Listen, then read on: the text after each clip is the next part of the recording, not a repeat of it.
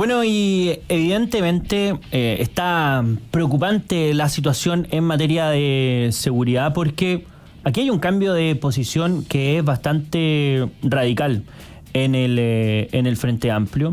Porque al principio, bueno, no solo en el Frente Amplio, también Socialismo Democrático, hay que recordar, y esto lo dice el alcalde Carter, lo dijo hoy en los medios de comunicación, que hubo una reunión con distintos alcaldes de La Moneda donde el subsecretario Monsalve señaló que la incorporación de militares en labores de orden público era una cuestión que no estaba dentro de las posibilidades del gobierno. Y por tanto, hoy día vimos la puesta de escena del alcalde de Maipú exigiéndole o pidiéndole a La Moneda precisamente la incorporación de militares. A propósito de lo que ha ocurrido, obviamente es muy preocupante lo que ha pasado con ese campamento, también el que está cerca de la comuna de al lado, también en Cerrillo, y por tanto cada vez se hace más impresentable lo que se da a conocer a la opinión pública, ¿verdad? Estos asesinatos,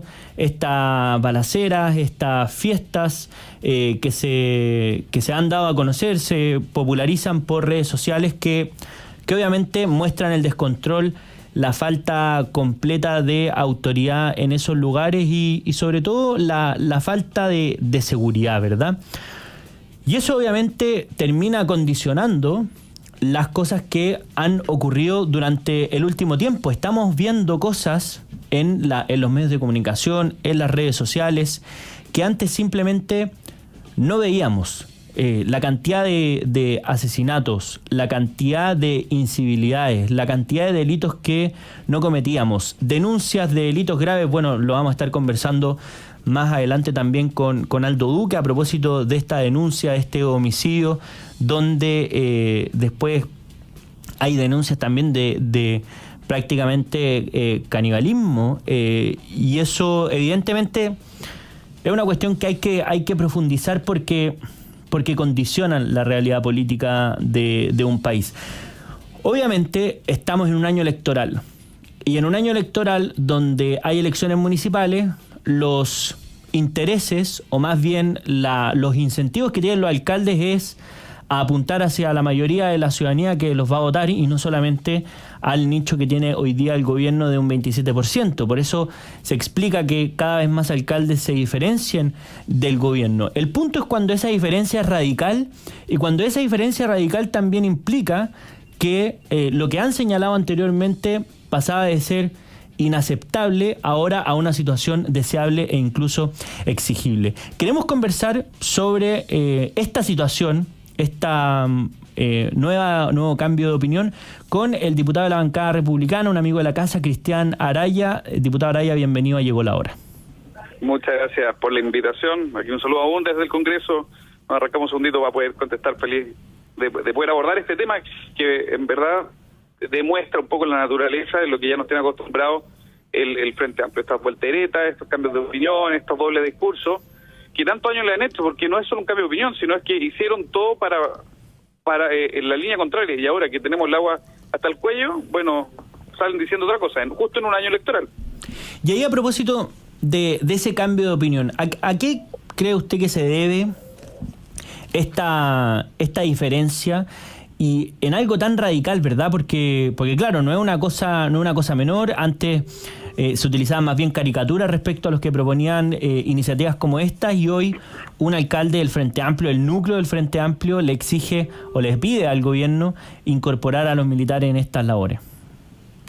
Mira, desde el Frente Amplio y el Partido Comunista utilizaban conceptos como la ultraderecha, los ultraconservadores, nostálgicos de la dictadura, los pinochetistas más acérrimos, etcétera, para poder referirse a cualquiera que postulara solo la simple idea de que el combate contra el crimen organizado y el narcotráfico requería el apoyo de las Fuerzas Armadas. Esas son las etiquetas que hace muy poco daba desde el Frente Amplio y el Partido Comunista.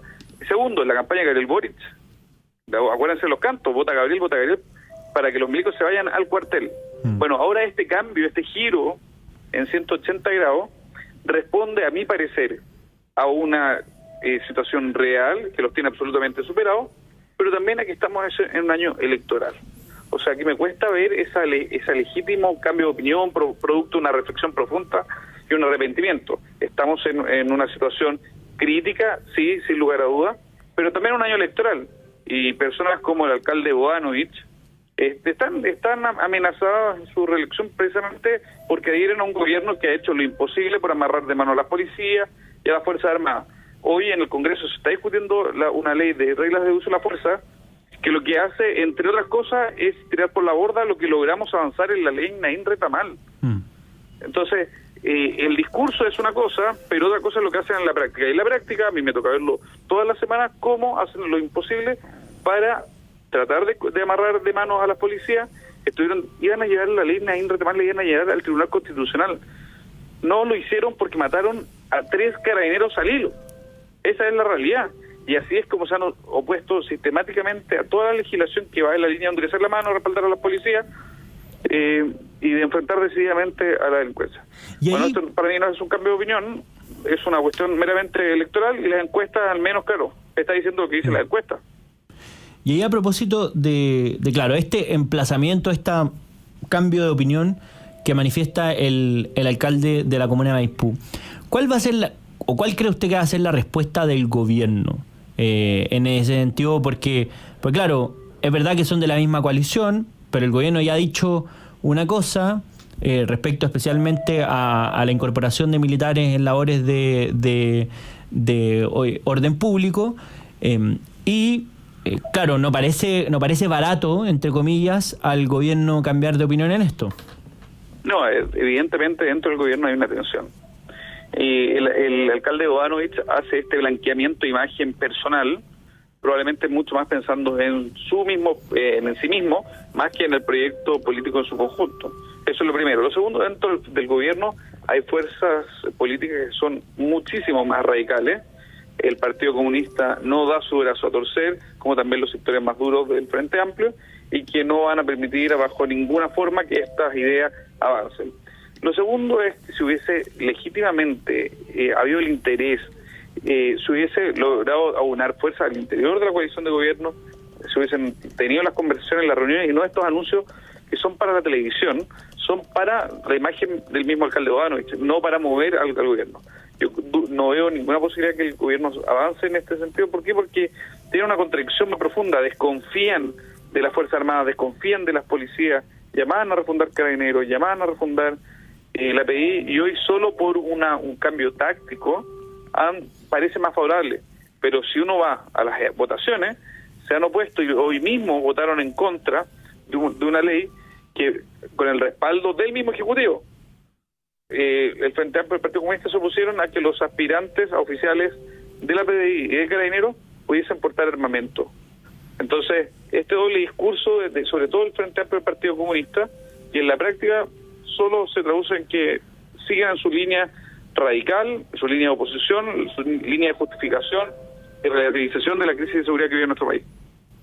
Y ahí, cuando vemos este cambio de opinión en este tema que ha sido tan central para el gobierno, la no militarización del orden público, han escuchado, o sea, han tenido también réplica por parte de los mismos militares que han señalado que bueno, no tendrían las herramientas para enfrentar este tipo de delitos o crímenes. Entonces, claro, porque no tienen los recursos, no tienen entrenamiento para eso, y, por ejemplo, personas como el alcalde Carter señalan que exponerlos, por ejemplo, a ir a un campamento podría hacer que se generara una confusión, un problema mayor de orden público y terminar haciendo peor el remedio que la enfermedad. Desde ese punto de vista, ¿cómo se puede hacer para abordar el tema de seguridad, usar todas las herramientas que entrega la ley, inventar o intentar respaldar institucionalmente ciertas acciones, pero con la venia al menos de los involucrados? Mira, lo primero es que sabio es el dicho que dice: cuando la patria se ve amenazada, se recurre a Dios y al soldado. Cuando el peligro pasa, Dios es olvidado y el soldado juzgado.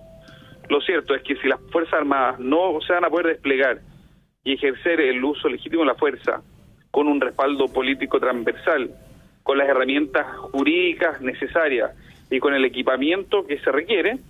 Evidentemente que entiendo y comparto la preocupación del alto mando de las instituciones, porque lo que ellos como alto mando de sus respectivas instituciones, como responsables del personal que tienen a cargo, no quieren que terminen presos por hacer su deber.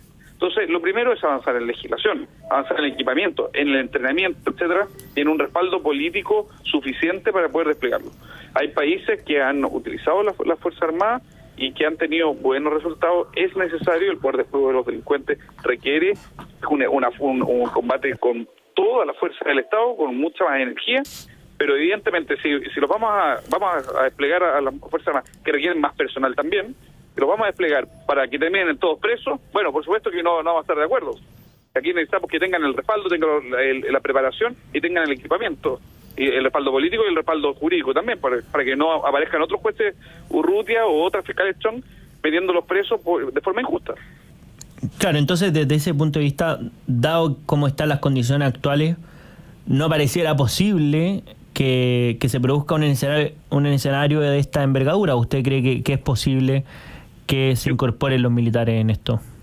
Mira, yo creo que hoy hay una experiencia con el estado de excepción en la Araucanía, en un rol de un apoyo en este momento, en esta etapa, que es de preparación del personal, pero también de apoyo al despliegue de las fuerzas de orden y seguridad. En simple, ¿cómo funciona? Cuando hay intervenciones, actúa la Policía de Investigaciones y Carabineros, pero la retaguardia, la posibilidad de huida o el backup lo realiza la Fuerza Armada. Es hoy cuando Carabineros realiza un operativo en la Araucanía, las Fuerzas Armadas no intervienen directamente, sino respaldan y evitan emboscadas, aseguran vías de acceso, controlan en el fondo la vía. Se puede llegar a un trabajo interoperativo, un trabajo coordinado, avanzando en la línea de preparar al personal, de tener más personal, porque hoy día le estamos pidiendo a las Fuerzas Armadas que estén desplegadas en el norte de la frontera, pero también en la Araucanía y también en este tercera deriva, que es el despliegue en zonas urbanas para el combate contra el crimen organizado. Yo creo que hay que avanzar en etapas, se puede hacer de forma parcial, acotado, con intervenciones más puntuales, pero evidentemente es una necesidad, pero para eso se requiere que toda la línea logística avance. En preparación, en respaldo jurídico, en respaldo político, en equipamiento, etcétera. Pero se puede hacer, se debe hacer. Claro, es un punto de vista interesante. Y ahí, a propósito, también otra cosa es cómo existen más herramientas a propósito de la discusión de las reglas del uso de la fuerza para darle a las policías actualmente. Esa discusión, ¿en qué está en el Congreso a propósito de lo que conocimos el otro día en los medios de comunicación? A ver, evidentemente aquí en el Congreso vemos que hay fuerzas desde la oposición y alguno que otro oficialista que está en línea de poder dar mayores facultades, pero vemos que avanza con una lentitud que resulta poco entendible.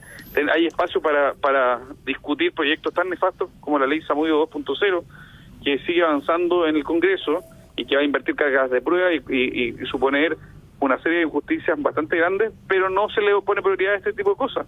Y eso ya es responsabilidad del ministro Elizalde, de la ministra Toá y del presidente Gabriel Boric, que tienen que poner las urgencias legislativas donde corresponde. La Comisión de Seguridad dice sesionar todos los días, la Comisión de Constitución lo mismo, debemos avanzar en este tipo de legislación. Pero no le interesa, en la práctica no les interesa, porque ahí es donde uno ve dónde están los intereses reales del gobierno. En sacarse fotos con Pedro Sánchez está preocupado el presidente Gabriel Boric, en quedar bien con Trudeau, no sé, está preocupado de otras cosas y no de hacer la pega, que es lo que tiene que hacer tanto el presidente como sus ministros. Bueno, Cristian Araya, diputado republicano, muchas gracias por haberse contactado con Llegó la Hora. Muchas gracias por la invitación. Bueno,